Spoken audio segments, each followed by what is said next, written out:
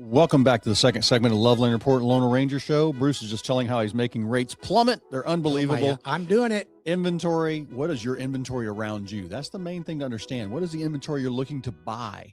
If you're going to be a landlord, how saturated is the rental inventory? I just talked to That's something you should know. I talked to a landlord. If you are going short-term rental. Landlord had a smaller home, tons of new apartments around them. We made the decision to sell the house. Now he's going to sell that and probably buy a new primary, bigger, and then maybe buy another investment. But we looked at that and the rents just were not great in his neighborhood. And it just wasn't, and the house needed some work, a little long in the tooth, needed some renovation costs. We decided to go ahead and get the new one and then maybe leapfrog out of that or save 70, 80 grand and buy a whole nother rental in a whole new neighborhood. You know, what's funny is you got to look at these things. I passed through some neighborhoods and even like along 27 heading down into South Polk County, apartments everywhere. And people will pay a little more for the rental property with the yard, for the family, the garage for the 2 SUVs. But it does cap things around you when you've got a ton of apartments around you. Yes. You got to watch that. So maybe it's time to move into a little bit larger home, a 4-3 that's 2,400 square feet. But is that the right thing to do? I've got some of those outside the metro area, Bruce. And we hit an income ceiling. It's hard to push those rents up high as compared to being like in the heart of Orange County. Rents are going to go in cycles, just like your home prices are. And when you've got apartment complexes that are making it a little bit too easy for people to rent, they will get stuck in that. But it's a trick. These are hedge funds that own these apartment complexes. You know, they're going to do it so they can get you in there, and they got a gym and they got a theater and they got a swimming pool and they make it all cozy. But the fact of the matter is they're getting rich and you're getting poorer because your rent is like paying 100% interest rate. Nothing is going toward principal. You're not gaining any value. And Cleve's got a son, Chase, and I've got a son, Chase. And they both bought homes and they both now have built equity in their homes. Yep. And if they didn't do that, they would not have the money that they have. Like my son, he's got almost $200,000 in equity in 4 years. Yep. That's 50 grand a year. Yeah. That's 50 grand as a a year. supplement. And imagine if he buys another one, rents that one, great equity, probably cash flow on it now because it's been 4 years. Yes. But that's things to watch. Now, also you mentioned something there too. Thinking about my stepson, the house he got a good price on it, but he had some deferred maintenance. We had a lot of deferred maintenance. I did the mortgage on it. When you own in like Ohio or someplace. When you buy the house, you got some cost to maintain things, and you got a budget saying, all right, this roof is gone. They got hit by some snowstorms, and they've got that house bad though. So but you've got to spend some money each year on the house maintaining it. Not saying going hog wild, but that's part of home ownership. You can't just let everything go. Nope, you can't do nothing to it and then expect it to sell for top dollar. And I see that with landlords. You're going to have wood rot. You're going to have painting. I see that with a lot of landlords. You've got to keep things looking fresh. The tenants will then pay you more rent or the next tenant coming in. They'll also pay the rent on time if you have a better property. They'll pay the rent on time if you got me as a property manager. 100%. Do you do property management? Oh, yeah, a little bit of that. Come on, tell us about that. I see that gray hair creeping in on my sideburns. The matter is, Cleve is a full-service real estate company. He can help you purchase a home. He can list your home. He's an expert at listing homes, but he can also manage your rental properties. If you're like one of those people that are like, I don't want to be a landlord, that's fine. You can still own real estate, and you can let Cleve be your landlord. He'll take care of it for you. Yeah. Do you pull credit? Oh, we check credit. Do you bill them? Oh, yeah. Do you fix things? Do you take care of all that if something goes wrong? All that. So what involvement I assume, does the tenant pay the rent to your company and then we handle all that for the owner? We collect the late fees. Landlords, if you're not getting late fees, you need to call me. Late fees are not optional. What's the number one mistake landlords are making? I don't know if it's a tie between putting friends and family in and not raising the rent. Not raising the rent. Now, the things go along with that too. You got to improve the property. You got to keep it looking good. You have to be a responsible landlord. You got to keep it looking like you want it to look like a nice courtyard Marriott. You want it to be in good shape. You want them to enjoy it. You don't want them calling you about things breaking all the time that you don't fix regularly. That things are broken and messed up. You either have the wrong tenant or you're not being a good My landlord. goal when somebody gets me one of their rental properties is I want to be their real estate planner. I want to help them with that property each year. Okay, do you want to raise the price? Do you want to sell it? What do you owe on it? How much are you making on it? I want them. In fact, I'm doing a letter right now, a bulletin on understanding your Schedule C on your tax return and what can you write off. I just had a gentleman flying in from out of town and check with your CPA on this, but he was not deducting his plane tickets. And he's coming from Washington State. Incredible. And I said, that's deductible. Now, you can't deduct the whole family, but I'm sure you can deduct one of them. Talk to your CPA. So miles to drive by a property. I had somebody they didn't know, well, their rent was so low and the taxes had gone up and they hadn't raised their rent. They hadn't raised the rent in years. They don't want to mess with the tenant. It's not, you don't worry about that. Good tenants stay about, my average is about 2.5 years, Bruce, and then life happens. But they leave the property in great shape. You know, my average, when somebody moves out, my average bill to the tenant is about $300 to $500, where they scratch something up or Fido chewed on a door baseboard. But most landlords, sometimes the most people I've seen selling their rental property saying, I'm done with this, it was because a tenant trashed the property. That should have never happened. And partly it's because you didn't screen the tenant, or it was your nephew, or they were married to your sister and they got divorced, whatever might happen. But I take all of that out of there. Real estate should be semi-passive. And that's where you just, hey, what's going on? Anything need help? No. Hey, do you want to do the new dishwasher or just repair it?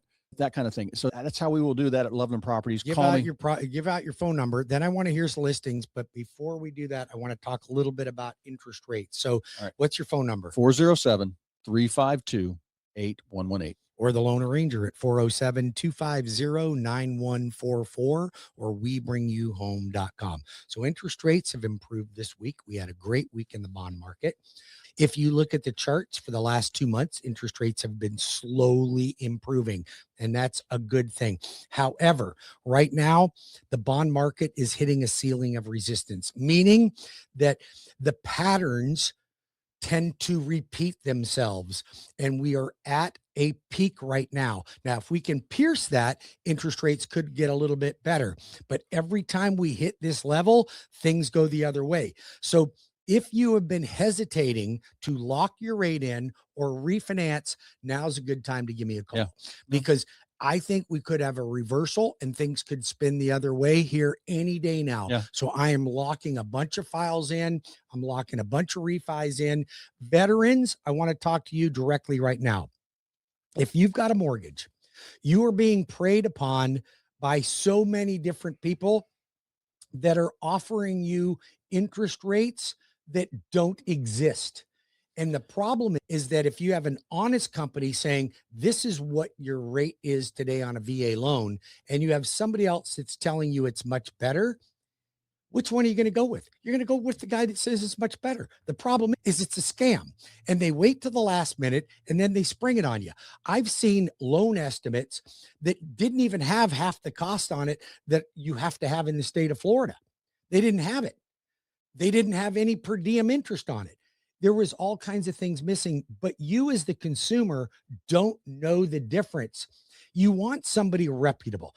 Compare me with a reputable company. Compare me with your bank. Compare me with Rocket Mortgage. They're reputable. I don't think they give the service level that we do, but our interest rates are going to be competitive. I generally will beat them. However, they are reputable. They're not going to run you down the garden path. Now, Bank America, Wells Fargo, I think they're terrible at doing mortgages, but at least I do. And I like their ATMs. I had a client that went to Bank of America and they're coming back to me now. I have a client that went to Wells Fargo and they're coming back to me now. Let me guess, nothing happened. Literally, they ghosted you for 2 weeks and all of a sudden now they're back. Right now, I had them pre-approved using a first-time home buyer program. They left me because Wells Fargo offered a community redevelopment act where they have to lend to blighted areas. And the girl went into contract and then they came back and said, oh yeah, we can't do that. And this is ridiculous. And she couldn't get phone calls back. You can't reach them on the weekend when you're negotiating. So she says, you know what, can I come back to you? And I'm like, of course you can, Rachel. I'd love to have you. I think that's what's really important. And it amazes me, like the big banks just don't get anything done. I guess on Wall Street, or if you got millions of dollars with them, you get some special treatment, but they just don't get anything done. All I do is I use the ATM. That's about it. The ATM. So interest rates are down. VA's down. I'm locking VA rates in the low to mid fives. Wow, that's great. Low to mid fives. FHA, mid to high fives. Generally, conventional, high fives, like even 5 3/4 to 6 1/4, anywhere in between that. 15-year low fives on conventional rates. Now, these are not quotes. I'm just telling you what averages are. If I give quotes, I have to give APRs and have to tell you the terms and conditions. So these are not quotes. I'm just putting it out on record in case any of the people are The auditing Regulation me out Z there. police, Regulation Police Z, out isn't it? there. Yep. I just think right now is a good time, and all the signs, everything, Bruce. Number of new listings down, number of listings total down, number of sales up, new listings coming in the next month, pending contracts up, a number of listings down, inventory down, sales up, prices go up. And I just think, and this is what's really important, Bruce, I think, in that starter price range. I remember 2019, $190,000 listings. That was your average house in Central Florida. And I remember getting multiple offers on those going, what's going on? And we were so affordable. And I remember seeing a lot of people coming from the coast of Florida.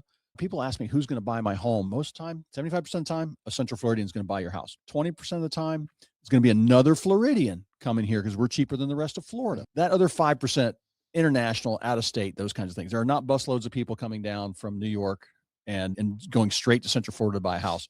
And here's the funny thing too. I had a seller when old Mondami got elected. He wanted to raise all his prices on his properties. He's got 3 listings out there as an investor. And he wanted to raise the prices. He said, people are going to be coming down on the busloads. I said, well, they're still going to look around. It's not going to happen. They're still going to look around, and they're still going to check on what's going on out there. They're going to follow. They're going to see what else is available. Everybody has that information in their fingertips. You've got to be the best looking, the best priced. And how much time we got? We're going to talk about access? Yep. We got about access real quick. Yep. Listings. If you're listed, you want to have as much access as possible. I just took a listing. You mean making it easy for people Easy to for get into the realtors home. to show it. I had somebody, 2 large dogs. They said the only time they could show it was after 4 p.m. Friday, Saturday, Sunday.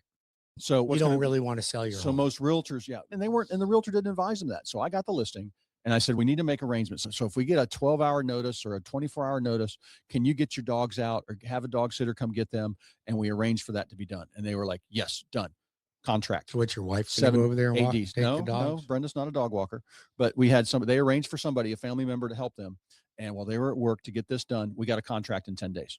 So look at access is important. That folks, you got to hear what he just said. This house has been on the market with another agent 90 days. 90 days. No offers, may have been an offer, who knows, but no buyers. 10 days, you got the house under contract. Yep. And it's just, that's what's important. People got to know that. And there's 5 different aspects of that when you're selling the home, Bruce: the marketing, the staging, the prep, access, compensation for the other agent. All those things go into play. And I help people when they make up their real estate plan on that. And you don't lock people in. You don't make them pay you if Easy they ditch exit you. contract. It costs $0 to fire me in whatever I do, whether I'm your buyer's agent, your listing agent, or your property manager. I've never locked anybody into contract. I've never had anybody fire me for being a knucklehead. No. I've had people say, wait, we're going to wait. And we are knuckleheads, but nobody's fired us for it. Yeah. So what's your phone number? 407-352-8118. Remember, up and down your street. I've probably sold one of those homes you're looking at, one of those rooftops, or helped somebody buy it or managed it. Yep. And when we come back, can we get a couple of I listings? got a couple, yep. All right. I want to talk about the listings. I want to talk to you about how we can get you into a home. Is new construction the right thing for you to do, or is an existing home, or should you care? Does it really make a difference? Are there some differences? Maybe there are, maybe there isn't. It really depends on what you want. 407-250-9144 for the Lone Ranger, or WeBringYouHome.com. That's WeBringYouHome.com. So I want you to stay tuned because I want to hit some more things. I want to talk about his listings. I want to talk about easy ways to get into a home, who's buying homes, and what mortgages are super attractive right now, and what's going on with down payment assistance. 407-250-9144. or WeBringYouHome.com. Cleve and I'll be back in 5 minutes with more of the Loveland Report and the Lone Ranger Show. Don't go anywhere.